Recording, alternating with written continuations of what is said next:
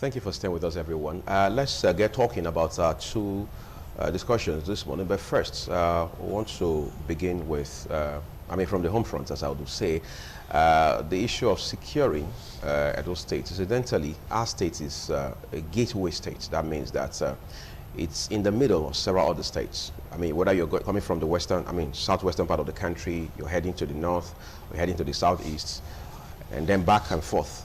Edo State is just right in the middle of it. And some persons say this has become of concern, especially as it has to do with the recent trends that we have seen regarding the state of security in not just Edo State, but of course across the country. But then they say charity begins at home and justice from the next door. So let's talk about what it's like security-wise in Edo State today. What exactly are the issues, whether they are remote, whether they are immediate, and then efforts being made to ensure that we nip this in the bud as quickly as possible. People have talked about how that we've seen astronomical increase in the prices of food items, occasioned for the most part, they argue, by this nasty issue. Some people say it's a monster that's now called insecurity in this country. But first, let's talk about what it's like back at home. I'm joined by two gentlemen who have decided to, against all odds, despite their busy schedules, on a Sunday morning like this, to come join us here to help lend their voice to these conversations on the program this morning. I'll start from my immediate left. I have no other person than Cosmos Rabo, who is a lawyer and a public affairs commentator, and is here to also bit context and perspectives into this discussion. Thank you for coming. We appreciate Thank you so much. Good morning, viewers. And then we also have a civil rights activist, Curtis Ogbebo. Thank you so much, Curtis, for coming. Thanks for having me. Great. Curtis, I'm going to start with you. You were here a few weeks ago, and we talked about issues in Edo State as well. Yes. But quite frankly, security has no regards for environment. Nigeria has seen, some people would say, the worst part, the worst dimension of insecurity since 2009, especially with the, if you like, introduction of Boko Haram into the mix. All right. But in Edo State today, people have also talked about killer herdsmen. Farmers, they say, can't go to farm. Cattle eating up their crops, they can't harvest. It's more like walking as an elephant and eating as an ant for most people.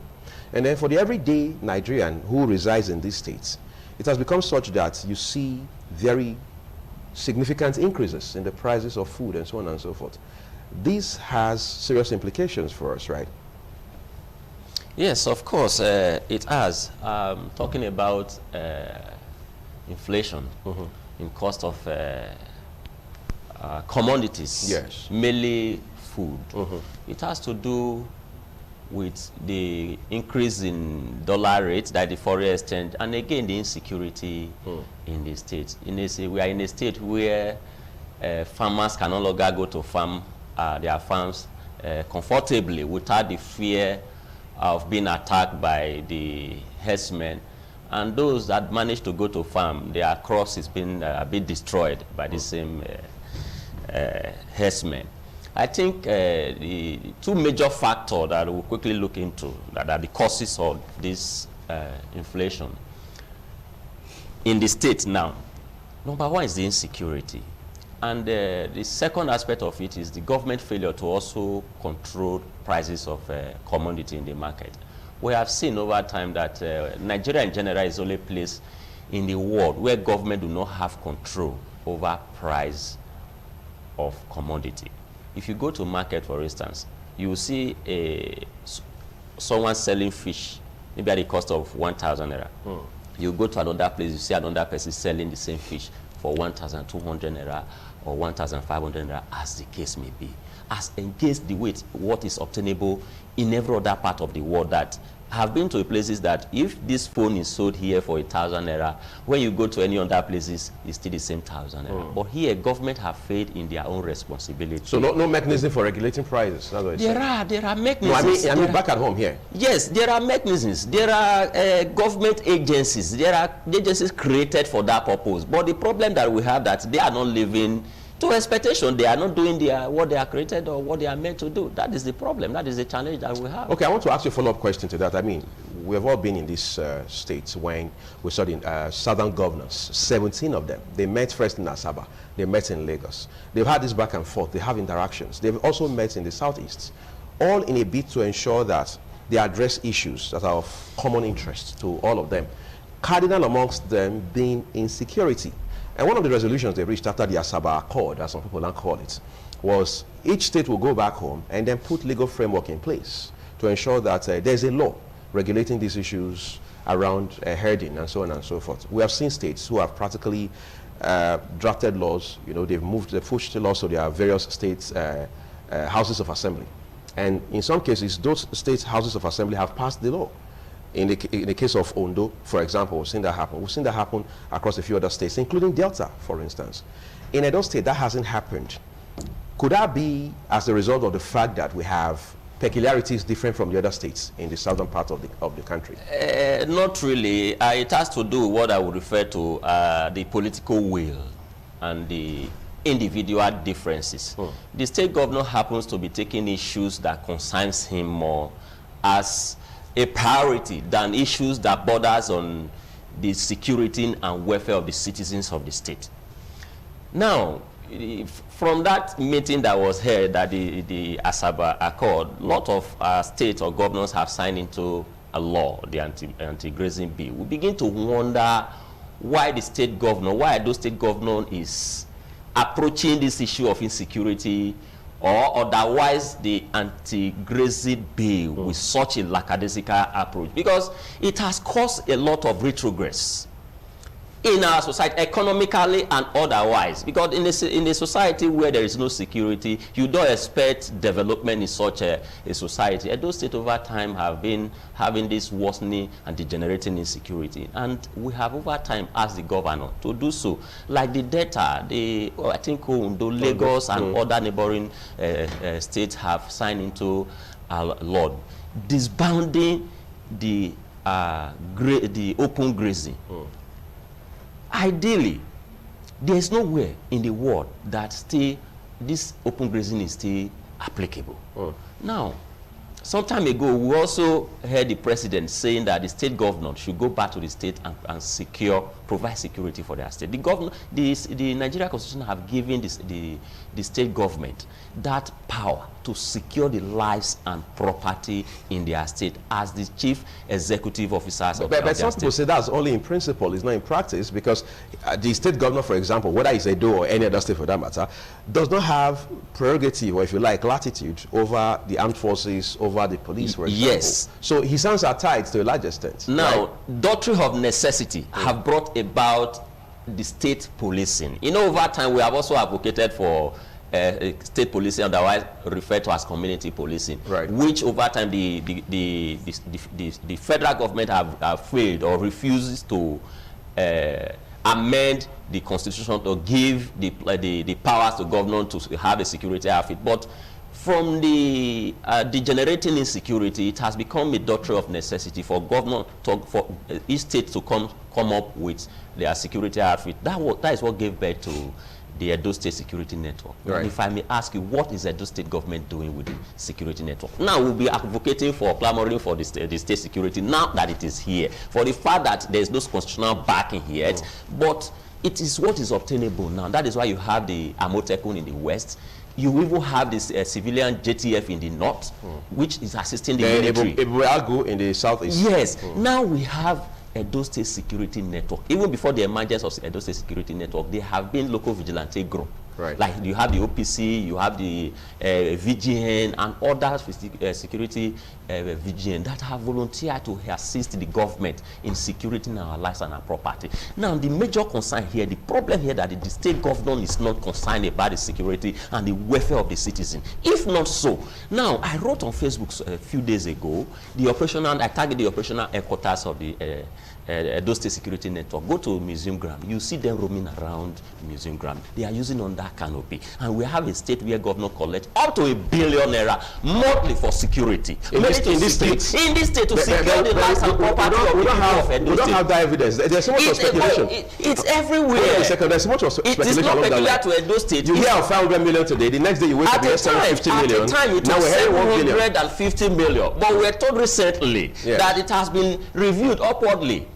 In a state where such an amount is budgeted for security, you still see the state government is not concerned of doing anything about the security of people in the state. Go to museum, you see those that they refer to, or the platform he created for security, Edo State Security Network, you see them holding hands, parabolating around the cities without an office, without logistics, or rather the basic amenities to carry out their smooth operations. They don't have a base as we speak. They use under canopy. If it rains, you see them running a tasketer. That 13 of 15 vehicle that was provided by the state government recently, that was donated to the vigilante groups.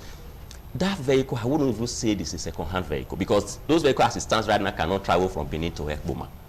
And this is a governor that you say is concerned about the security. But don't they also have their own branches of the outfits in other places like Ekboma, Auchi? Yes, they do. Okada and so on and so forth. Who is funding it? Is the state government funding the Esan security network? Is the state government bothered about how they are being funded? You allow people to be armed, yet you are not funding them. You are not providing the basic, the necessities for them to operate. What then do you expect from them? We expect more than this. We expect more than what the governor is doing in this state regarding the insecurity. Well, I'm going to come back to you in a minute, but let me talk to Cosmos quickly. It will appear Edo State government is challenged, really. I mean, when you look at the enormity of issues around insecurity in this state. And then this, a government that just actually got on the road in terms of the beginning of the second term of the governor, and so on and so forth. You keep hearing people talk about, security vote for the governor, what's he doing with it, and so on and so forth. Will security votes answer the size of insecurity that we'll deal with in this state? Well, my brother, you see, Sorry. There are some questions I see as rhetoric.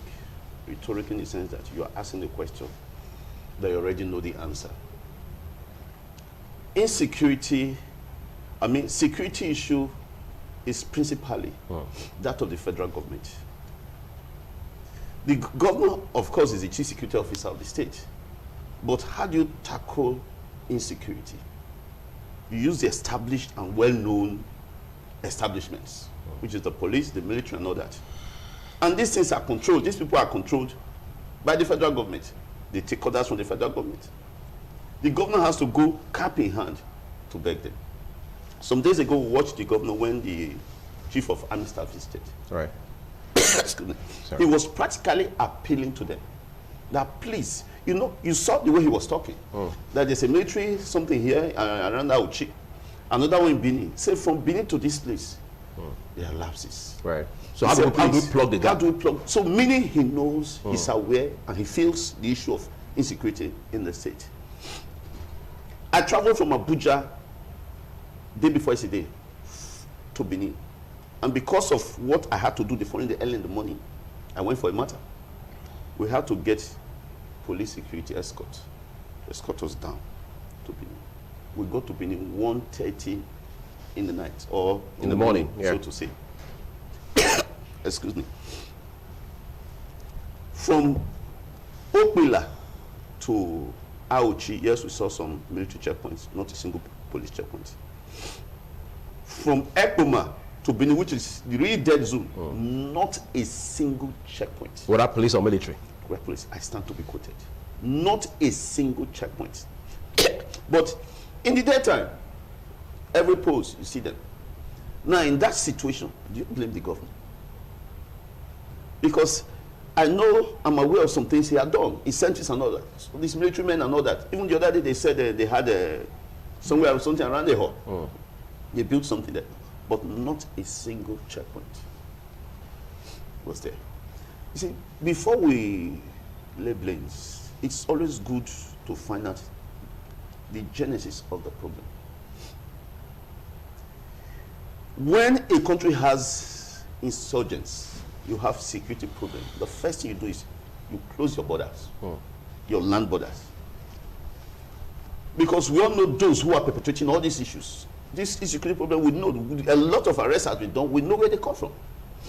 I can tell you, 95% of these people are not even Nigerians. But the federal government deemed it fit that this time we're having serious insecurity issue or security issue. Deemed it fit that it is time to open the borders and tell these people come in. These same people that are perpetrating this. And even told them that when you come into my country, I will give you papers to enter. If you want somebody to enter your country, you want to even screen somebody, see when he is already in your country. So these are the issues. If I hid or I hide my money, and I not pretend as if I'm looking for it, my brother, you will never find it. I will never find it. And nobody will ever find it. So it's like ostrich posturism. And any wise person should be careful the way you tackle such things. I'm telling you the practical truth. It's not the governor this, the governor that, the governor this. He does not control them. He doesn't. There's this vigilante that he has set up. To a considerable extent, they are working. But he also has to be careful with them. Because if you want to employ a policeman, there are a bit of screening you do. I don't know who screened these people. Due diligence, background checks. Yes, I don't know who screened them. I've seen them act in certain ways that manner at times I'll begin to wonder. Few years from now, we might be in serious trouble. Because guns has entered so many people's hands.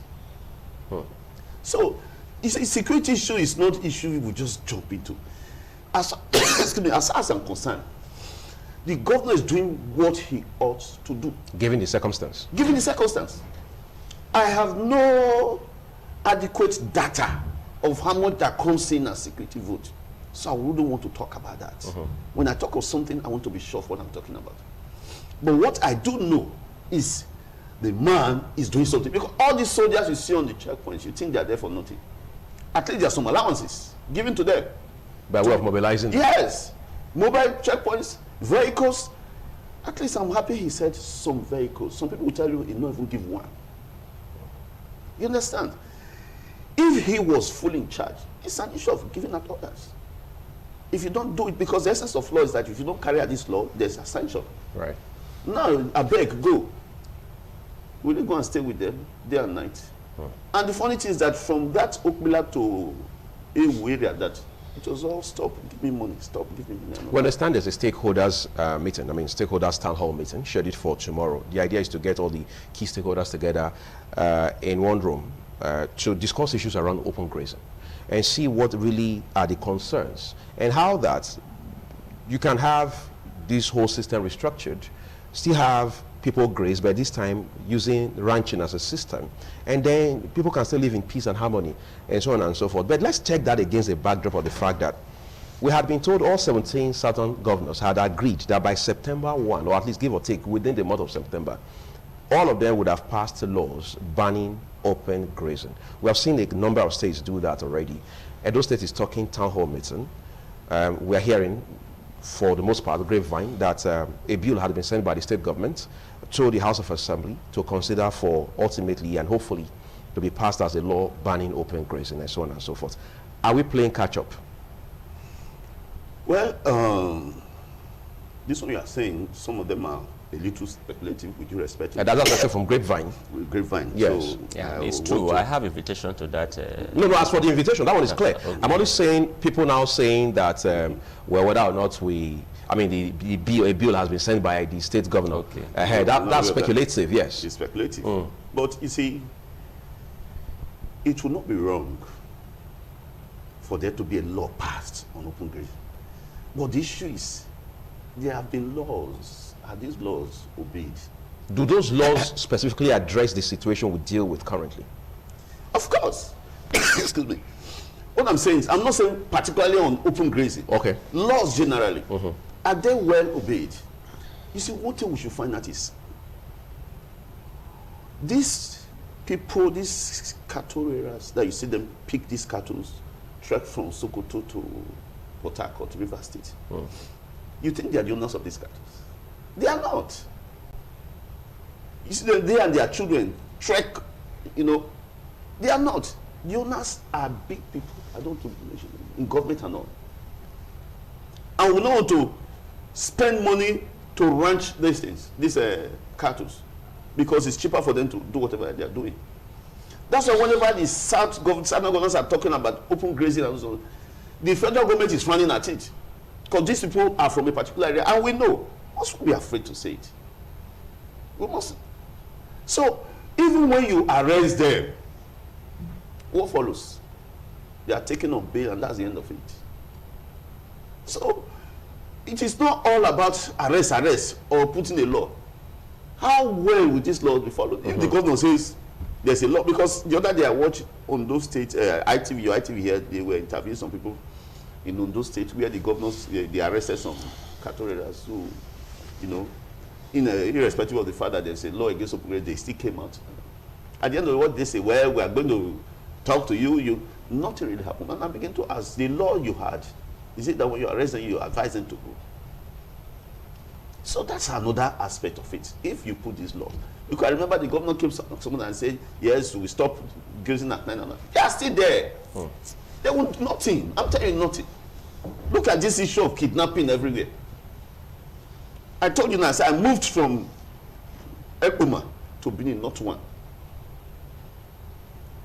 How many, look, if I want to ask, deviate a little, how many Boko Haram people have you ever seen charged to court? Or have you ever heard charged to court?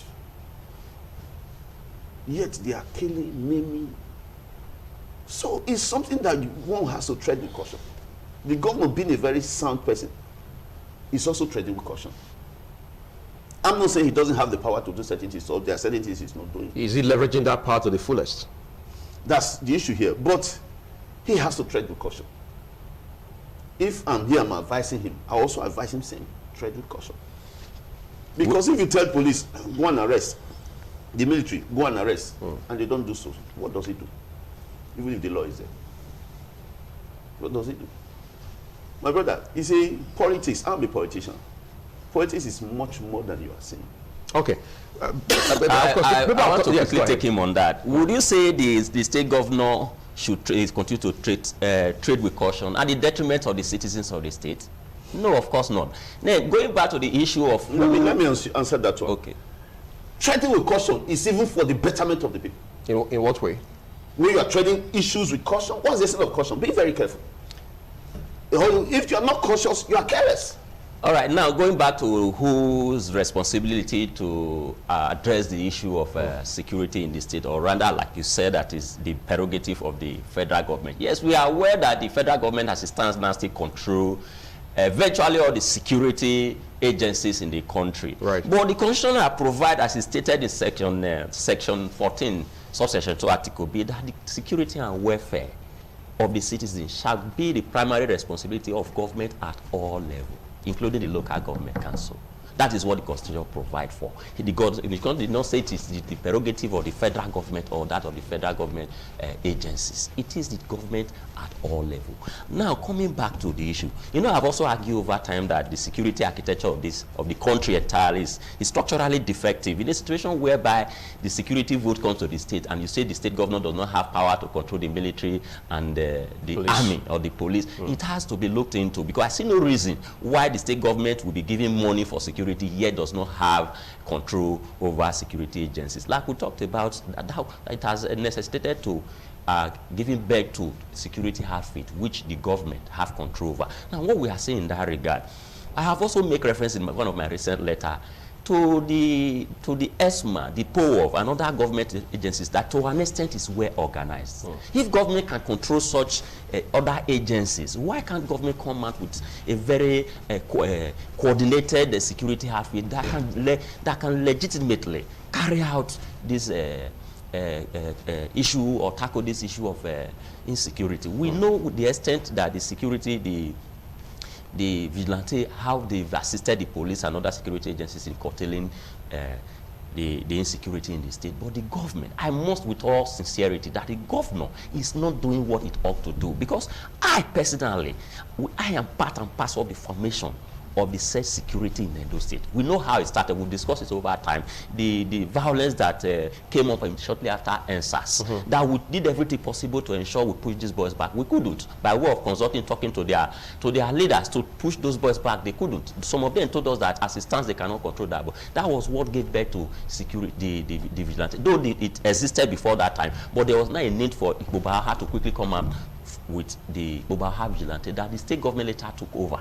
Now, state government took over the vigilante. They are doing little or nothing about it in terms of funding them, training them to ensure that they do the right thing. Not you seeing people waking up to go to a place and buy gun in the name of vigilante. That is what we are not seeing in the state, because as it stands, they have no control. And we have a governor who is the chief executive officer in the state. We are advising the government. When you see us criticizing the government, we are not trying to tarnish or destroy the image of the government or the governor, or trying to bring down his reputation. We are just a voice in the wilderness crying for or calling for good governance in the society. For that stakeholders meeting, the town hall meeting that is scheduled for tomorrow, Curtis, I'm sure all else being equal, you will be there.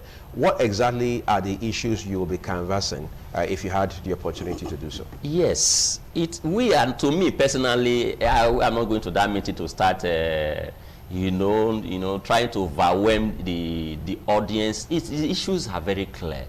The open grazing should be bound. You know, there is a time, sometime 3-4 years ago, if I'm not mistaken, I think during that Social if I'm not mistaken, or the first or second year of Governor Obaseki's administration, they also called for, the House of Assembly also called for a town hall meeting. I think that was a public hearing. Public hearing. Yes. And you need to see the drama that was displayed in that meeting. That also now showed to us that the same people who are in government also have hand in this said open grazing. Because we have also found out over time that the said persons who graze this cow, they are not the rightful owner. We have politicians, we have business. Just like Cosmos mentioned. Yes, we know them. We have a lot of politicians, a lot of businessmen in this society, in this state that owns those cows that they graze. So they will still do everything possible to ensure that that bee doesn't go to. That was what happened. When they come up with that bee as a data, we say, what is this?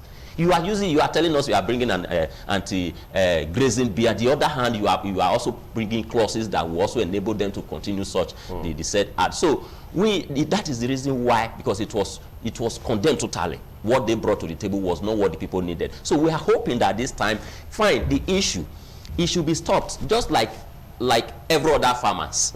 We have fish farmers. We have those that rear bird. They confide it to a space. So they individually, they go to a place, acquire land, build their set up a poultry, a piggery, or a fishery. Yes. Ordinarily, it is not the duty or business of the government to even want to either provide funds or provide land for grazing. These persons, they are private individual business owners. They should go just like the way it's someone who owns a fish pond go to acquire land for his and build up people. Those that are rearing cow should also go to places of their choice to acquire land and build their ranches. Go and fetch the leaves from the forest or any other place that they could get it to feed their cows. It is not the duty. We are not going to there to say, oh, governor, provide them land. If we also hear that, we will not allow it, because it is not the duty of the government. It's purely what we want the government to do is to bound the open grazing. We don't want to see cow moving outside. Cow is not the only animal that is being reared. Should you not also be allowing those that rear birds to also move their birds in numbers in the name of trying to feed them in the street? All this doesn't make sense. Just because, like he have said, that because those persons who are key players in this very, very sector are from a particular section of the country, so they believe that they will continue to do some certain things and go away with it. No. That is why we have come out to say no. Even if the government is not responsive enough, the people is our time will stand to say no to some of these things. All right, people have talked about Cosmos. People have talked about how that cattle rearing should be individual business. So if Cosmos Irabo, for example, wants to rear cattle, that's his business. It is his business. From top to bottom. And that happens to every other person, whether it's poultry or piggery or fishery or snailing, whatever it is. Husbandry. At what point did cattle become a key element in our conversation about insecurity in Nigeria? You see, that's the same thing I've been talking about. You know, my position is not that the governor should not do something with regards to the banning of open grazing. Right. Of course, it's good. But what I'm saying is that if he does it, who carries out the order? Okay. And if this order is not carried out, it's not as good as nothing. Enforcement. That's enforcing it. If it's not carried out, it's not as good as nothing. You see, I am not looking at a mountain being, sand height. I'm trying to look through the mountain. Like he rightly said, If you are rearing your cattle, it's your business. It's just like the person who has a farm. Right. Somebody who has a poultry. It's your business. What is the government's interest in rearing of cattle? Which is private business. Which is, of course, private business. They sell, they make profits. They don't give it to the government. So these are things, that's why I said we have to be a little cautious about it. What is their interest?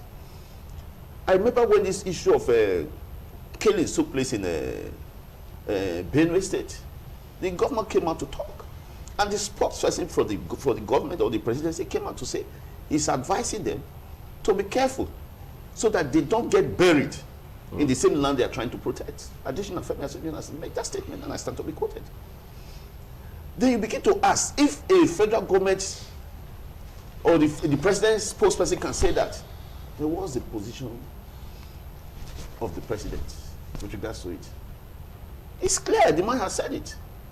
This is the business of a particular people, and whether you like it or not, whatever they want to do, they will do. So long as their interest is protected.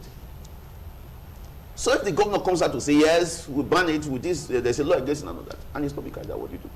If we're able to ban it and then, as it were, enforce, 100% thoroughly, will that change the narrative as far as insecurity is concerned? To a very considerable extent. If you ban it, then your ability to enforce it, or if it's well enforced, of course, to a very considerable extent, it's a change the narrative. You see, we're having food shortage now. Why? Because people are afraid to go to the farms. It will change it. And most those people who come out to be cattle raiders are the kidnappers. Because what happened in my village, we were going for a wedding. I was supposed to be in that wedding. But somehow there was this notch in me, said, don't go, and I didn't go. I sent them in. They used cattle to block the road. And when vehicles came stop, they came out and kidnapped the people. In that operation, 2 people from my own my relations were killed. If you are not a header, will you be able to control cattle? So what we're saying is it's clear. Crime, we know those people who are perpetrating this crime. We know those who are supporting them. The only thing is, for now, we really cannot do anything. Because Mao said power flows from the barrel of the gun. Right. So that is, those who have the guns, who have the power to carry the guns, are doing what they are doing. We just wait and pray. Because the greatest wisdom is the fear of the gun. Because if you come with the hand, you get gun, they will kill you and nothing will happen. I want to add to that question. Yes, I actually quickly want to take an exception to his last submission that we'll continue to watch and pray. There is no place in our constitution that they provide that our problem will be solved with prayer. That is one of the reasons. Fine, as a religious person, you have right to pray and solicit for God's faith. But when it comes to government doesn't need to pray. They need to act. Now, talking about the enforcement, those to enforce the law is not the problem. But the government, our leaders from this part of the country lack the political way to enforce policies which they also believe what would at a way be offensive to their counterpart from the other part of the country, because over time I have always seen our leaders from this part of this country playing the second figure role to that from the other part of the country.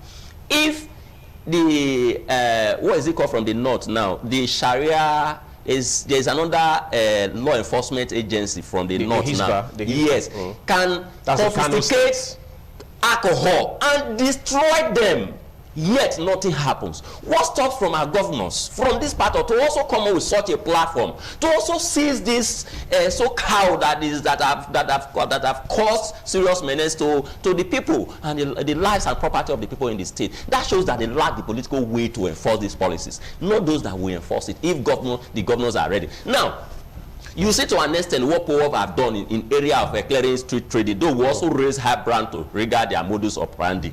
Now, if POWOP can arrest a trader that violates the what's so called the trading trading on the sidewalk, sideways and all that, and immediately bring them before a prosecute them, bring them before a mobile court, find them guilty immediately. What stops the state governor for creating an agency that will also arrest cattle rearers who defy or break the rules of open grazing, to also bring them before a mobile court immediately and sentence them or find them if need be? So what we are saying is politics that is being played out here. That the government is still not ready. The government is still not ready to do the needful as regards securing the lives and property of the people. Okay, great. You want to answer that before we switch to our second topic? You see, when you begin to compare that of street traders to that of there are peculiarities, right? You understand? Okay, what peculiarities are we talking about? Listen, you tell me I just want to say something. When you talk, I don't talk. I keep quiet. You understand? You see, the issue is these people are women, you know, men trading on the streets in the daytime, and while the others are armed people with AK-47 and everything. I remember there was an incident here in Edo State where somebody went to report to the police that these people are destroying the stuff and everything. Oh. The police mobilized from a Kadolo here. They went there. Getting there, they opened fire. One ASP was hit. One inspector was killed, and all that. What happened to you today? The man was left. The one who was shot on the leg, my very close friend, he's late now. He said the others put him in the boat, and he was there for 3 days. At the time he was later rescued, he still died. So there are different things. The governor will not send power or whatever I call it, set of an agency, say go on. With God, which God will you give them? Which guns? You give them AK-47? You don't have the power to do that. Right. Now you are going to fight those who have AK-47, submachine guns and everything. If anything hits those people, the same people that are saying go, go, go, go, that the same people that will say he has killed our people. That's what I'm saying. The governor might have been a little cautious with the way he's doing things. Okay, quickly. When there is a political will, there will be measures, control measures. If there are control measures to curtailing the excesses of these grazers, now, one of the control measures, how do those persons come into the state?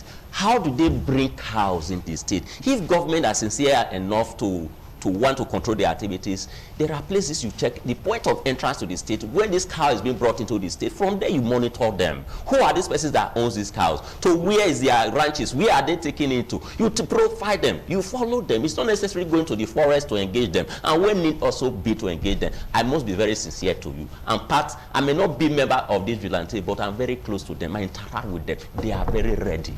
They just want an authority. They just want an authority to authorize them. To throw their weight behind them. To throw weight behind them. Call them. See them in the street. They will tell they are 100% ready. And they are ready. I see what they do. There are places that even the conventional security agencies will refuse to go into some places because perhaps they are not acquainted with the environment. But these persons are willing. They will also complain to you that the government is not doing the needful. That is the problem. We shouldn't shy away from that very point. The government is not doing enough when it comes to the security and securing life and property on their district. I think we'll probably can just keep our fingers crossed and see how tomorrow's interactions will turn out. Wait, you see, at the town hall. I want to just say a bit. If you say the people say, the vigilantes say they are willing there, who has stopped them now from going to arrest kidnappers? Yes. Would you respect that? Okay. Has anybody stopped them? You see, when you talk of these things, at times I just look at people, I laugh. If you check communities, they have Kaigiles and all. Right. When the other communities trespassing, this latest trespassing, they come and attack. But when it has to do with issue of kidnapping, we don't see them act like that. Now you talk of issue of vigilante. Has the federal state government said don't go and pursue kidnapper? You have your gun, go. Okay, I will quickly add to that. But they know very well that going there is like suicide. Okay. Because these people, they now know the bush more than us. And they are well armed. Okay, they have informants. Now look at where you get what I'm saying? The main issue is here. For them to, if you see them moving around the street vigilante, you can bear with me that within the city center, the rate of crime have reduced. Now, where the places of their abode, or around their abode, where they reside, or where they operate, they have to an extent be able to deal with security issues in that area. Now, mobilizing them, for instance, in moving to places like the Bini and Braka Road, like moving into the forest, or the Bini and Uchi Road, like you have said, becomes an issue. As such, they would need the government back in terms of the logistics and to also, okay, if anything goes wrong in the process, at least there is an authority who will quickly either come to their aid. That is the aspect we are talking. So I also complained that there was a time, even when they came on board, the first assignment that they resolved to engage in was to comb the Benin and Chiruru, but they didn't get approval or support from the government. I'm just curious. Wasn't that what they were set up to do in the first instance? To comb these bushes, then get to the root now, of... I think you are a journalist. I think you should not direct that question to the governor, or rather to the governor's security aid on this very aspect, because there are informations that one cannot, because I'm not authorized to do so, to bring to the public domain. I'm well informed about how the politics being played. So essentially, from what you have said in the last few minutes, you think the structure of the Edo security network is faulty. It has to be restructured in such a way that it's more proactive, more effective. As we speak now, I'm discussing with the DSS, I'm discussing with police as regard, because when I'm in some places, we actually advocated for this state policing. But the manner at which the government is going about it, those persons that is armed now will also constitute danger to the lives and property that they are made to protect. We will be in a public place, like in a party. You see people holding pump-action guns, brandishing, shooting. It seems they don't have control. When I see some persons who I know to be renowned criminals holding, those that the government have to be looking for, they now hold guns in the name of being a... And they are members of the vigilante group. Yes, you know, we now have various different vigilante groups other than the Edo State Security Network. Which is the central one that the government recognizes. Yes, and you know, some also existed before the one. Another government ought to have quickly harmonized it, because we are talking about arms. Today, nobody can put on POWOV teacher. I said I'm a POWOV, because those that are enlisted, they are well profiled, they know they are members, they have identity. Why would the government not do so when it comes to a very critical aspect of when it comes to security? And you are allowing this person to carry arms, and those arms, they are not licensed, they are not well profiled. What happens today, for instance, if it's not where our major concern is not even now? That, for instance, we've seen a situation whereby a government will come up with policies and another government comes and just quash it off. What happens when tomorrow another governor comes and says, meanwhile, guns are already in circulation? You will not see boys in the hands of wrong elements. Yes, you will not see boys. When I say big boys, who drives in GLK, who drives in Venza, they will be holding pump action. You will know that you and I, that those persons are not concerned about security. It is just, to them, it's just an opportunity for them to be in possession of firearms. I've seen them doing it. And the government will need to quickly come and rescue the situation. Time to express myself. You see, before these vigilante groups, that's recognized by government, because before now there have been vigilante groups. Of course. Started. I remember the deputy governor went to some of these areas where there's they call it nipping points. Along this Binauchi Road and all that, where kidnappers are kidnapping. Called the community people, said, you set up vigilante. Vigilante just be vigilant, give information to that's the vigilante issue. Set up these groups, give information to the police, and all that. They agreed. These communities, so because why you see these headers and all, they are people's communities. They are communities, you understand? That's the essence. Now these vigilante groups were set up. Instead of doing what they're supposed to do, you see them in town, marrying, escorting people, going to parties and all that. The government had to fall back, because the major initial intent is for these people to do what we feel the police are not doing, or the soldiers, because the government does not have control over these people. These ones that have control, but you start when discovered that they failed in those areas, they now resorted to coming back to the police and the soldiers. They were going to appeal cap in hand. So it is not restructuring or restructuring, not restructuring. It is your community. Defend your community. You understand? I want to ask you a question as we wrap it up on this, our first topic now. The issue of defending your community. We have seen so much of self-help now from communities. Every community feels we have, first of all, we owe ourselves a responsibility to defend ourselves before the government comes in. So you have seen initiatives along those lines. Every community wants to put set up one form of self-help or another by way of warding off insecurity and criminal elements and so on and so forth. How do we also galvanize these efforts in such a way that there's centrality to it, so people don't just wake up and take up arms in the name of I want to defend my community? Can't the state government also do something at that level? Do we also need to go cap in hand, to use your words now, to the federal government to take care of that? I think that's what the man is doing for now. He set up, I think there's a chief security officer who is trying to coordinate. Okay. This, but you cannot be everywhere at the same time. Some who are in the bush, rural areas, might not have the opportunity of coming to town, but you cannot. The government need to be everywhere. They can't be everywhere. But that's the argument. They must have to be politicians everywhere. are campaigning, they go everywhere. And They must have to. The government must have to be everywhere. Because the accusing fingers are to the governor. The governor acts with people under him. You understand? It's a pyramid form. That's why I said, yes, he has people all around, but he himself cannot be everywhere at the same time. It is the information. Yes, the box stops for him. Yeah, the box stops with him, but he has on the information he gets from people. They have said set up vigilante. Vigilante has been set up. It's not town that we are talking about. The major issue is insecurity based on kidnapping and all that in the streets, these roads outside the town. They are not going there. They are in town escorting. I don't want to use the word Yahoo boys and so on. That's what we are seeing. Some people now go back and say vigilante. They don't do that. They just keep it to protect themselves or to perpetrate evil on other people. What else do you want him to do? If you say come central, yes, there is. I know there are so many of them are registered. But those who refuse to go and register have their gun, hiding their gun. How do they know them? My brother, you see, the issue here is this. Any sane vigilante man would not want to go into the forest and begin to pursue. Because if you shoot somebody today, the same people that control will tell you that that person is not a kidnapper. Gentlemen, I'm sure. I want to quickly add to this aspect. Yes.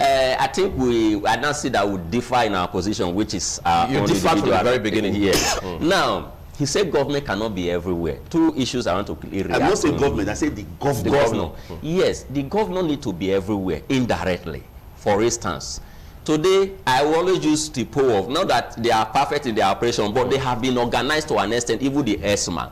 Today, if one ESMA official misbehaves in Nauchi, it can be traced to whoever is their commander. There's a database. Yes, there is a way you organize and such an agency that if perhaps with the power of number, it just where did it happen? Where? Look at what happened some time ago. One of my comrades was beaten by a security an army officer some time ago, if I'm not mistaken, about 2-3 years ago, around Benin here. And immediately he called. They asked him to be run just for traffic issues, and asked him to run away because they were, when he called, I said, please come to our office. He came. They seized his vehicle just because one of the officials asked him to move. The other one said, don't move. Do you want, when he was moved, the other, who asked you to move? Before he says it's your colleague that asked me to move, they started beating, flogging with wood, asked him to seize his vehicle. Okay, and before he left, I said, ask him to come. Do you know what I did? I called for mechanized brigade. Before you know, about 3-4 captains called me to know where those that controls that bit, where did it happen? So please, before within 30 minutes, we were able to track where the accident occurred. And I told them on phone why I needed to call, because I'm going with my comrade to that place to go and retrieve that vehicle. I didn't want to go there directly because if they see the cars that move with me, they would want to allege us that we have come to probably, disarm them. So when they, before we got there, they already called them to find out what happened. Then when we got there, they were not pleading with us not to escalate the case. What I was talking about structure. If the government appoints someone and the person cannot control the agency or whatever that is asked, it shows that the person is not doing the before. The person who appoints the person ordinarily is not serious or doesn't have the political will to do so. Now, you talked about security checkpoint. If you go outside Edo State, you will see 24 hours checkpoint.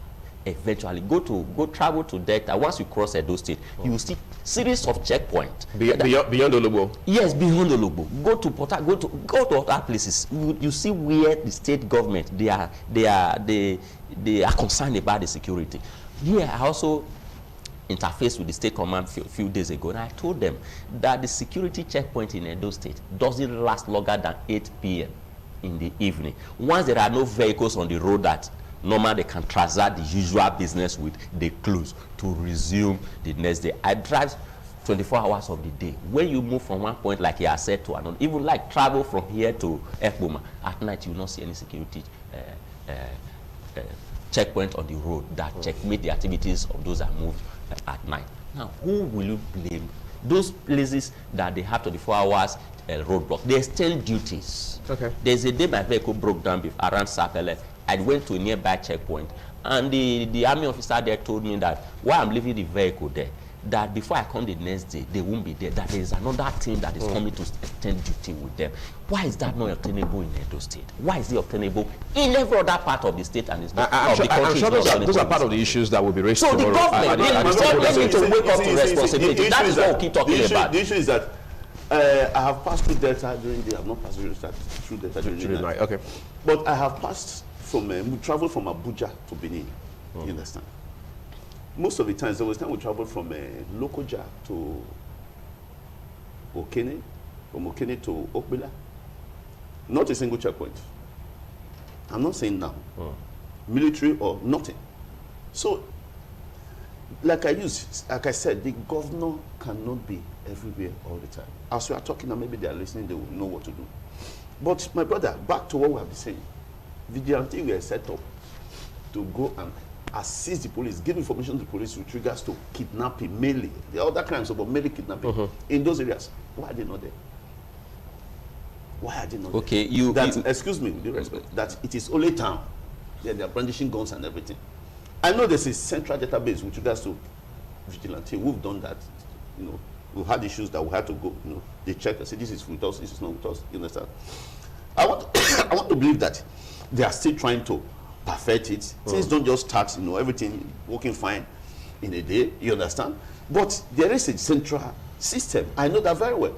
So those who were set up to go to the rural areas, let them go. They have different communities. Go to your communities and aid your communities, support your communities. If you can go get a gun, what's the essence of the gun? You need to start shooting. Go and pursue those you are supposed to pursue. They are all in town here. Now, if somebody say, go and set up it. Okay, I want to ask a question. Probably we'll leave this segment at that. How much does the state government give them as either a stipend or whatever to those volunteers? Subvention or something. How much? How much do government give to the Edo State Security Network and other affiliate security network? How does it service them? Go to Ring Road. How they feed themselves while they are on guard? How they get their buy whatever they do. Ask the governor. I wouldn't want to say that. Ask the governor how much he budgeted for them. Let me just say my final thing. You see, a job that you go, give your services, you are paid. You see, the service you render is your job. Is far much more different from the one that you go voluntarily.